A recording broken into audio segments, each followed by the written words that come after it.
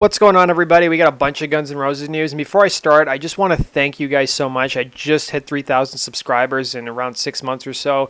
It's a real honor, guys, that you guys are enjoying my channel. I'm having such a blast doing it. I love interacting with you guys and responding to all the comments. It's really heartwarming, like whenever I have shitty stuff going on in my life, and like everybody's so enthusiastic about the channel. So it makes my day. So thanks so much. So we got a bunch of news today. We got some news from the Billboard touring conference about Guns N' Roses. We've got DJ Ashba making some more remarks, and then I've been able to find a nice list of all the rumored tour dates, along with some speculated dates of when Guns will be playing Europe and North America next year. So we'll get to that later on in the video, but let's talk about the Billboard touring conference.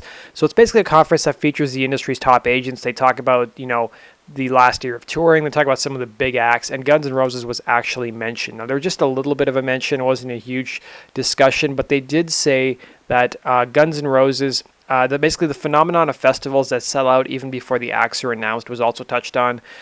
They talked about how Coachella booked Guns N' Roses' recent reunion tour. UTA booked Guns N' Roses' recent reunion tour, and they said Coachella was strategically selected as launchpad to be followed by a series of headline shows, and that was a conscious decision made so that the band could control all aspects of the show.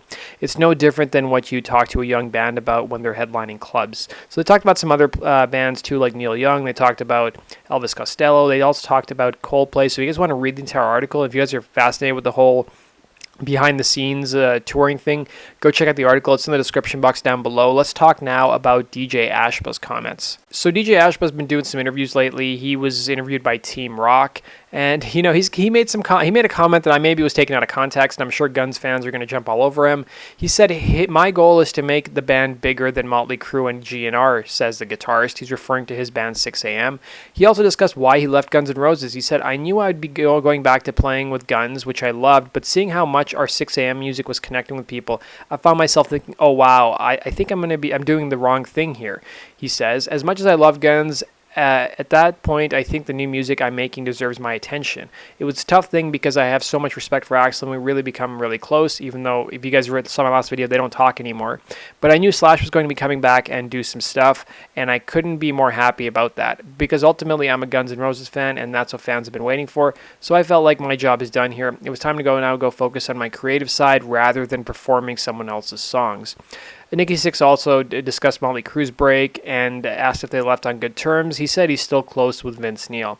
Now, let's move on to the other Guns N' Roses news, which is probably what you guys are waiting for. Let's look at the rumored list of tour dates and potential countries as well. So we've been seeing more flyers and ads showing up. So the Gorge Amphitheater one is actually showing up. I guess this is in George Washington, Washington State.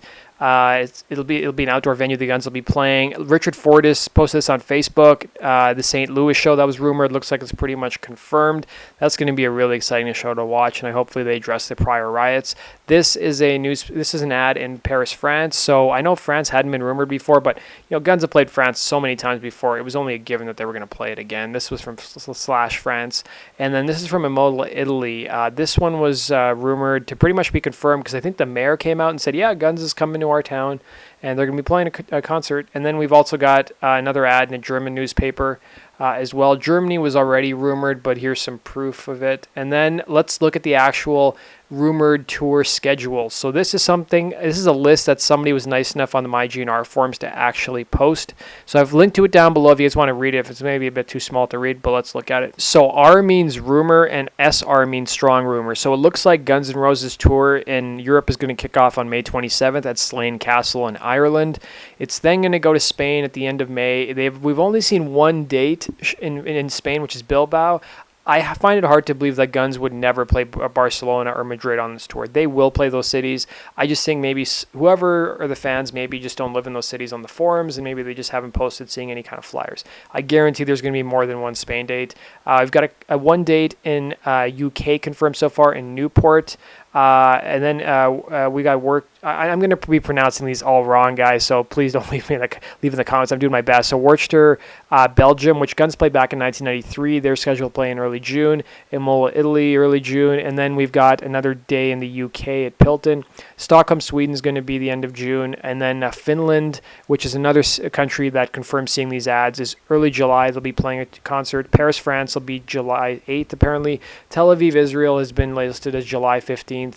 Now, London is also here, Glasgow. These cities, we don't know when they're going to be playing the actual concerts. London, Glasgow, Warsaw, we don't know. Netherlands, they're going to be playing a show, but we don't know where it is. Switzerland, we don't know where it'll be. Copenhagen, Denmark, they'll be playing a show. Lisbon, Portugal, Madrid, Spain. I guess they have seen the ads. Dublin, Ireland, Vienna, Austria. And then we've got a bunch of cities in the U.S. and Canada. Minneapolis, Hershey, Pennsylvania, Buffalo, New York, Greensboro, North Carolina, St. Louis, San Antonio, El Paso, Baton Rouge, Louisiana, Miami, Florida, Edmonton, my hometown, and then Montreal, Winnipeg, Regina, Ottawa, and Vancouver. There were rumors that they were going to be playing Edmonton August 30th. That's what people are saying on the Guns N' Roses forums. So if they're going to be hitting Edmonton August 30th, it'll probably be hitting the West Coast in the U.S. too, and probably playing that date in Washington I previously talked about.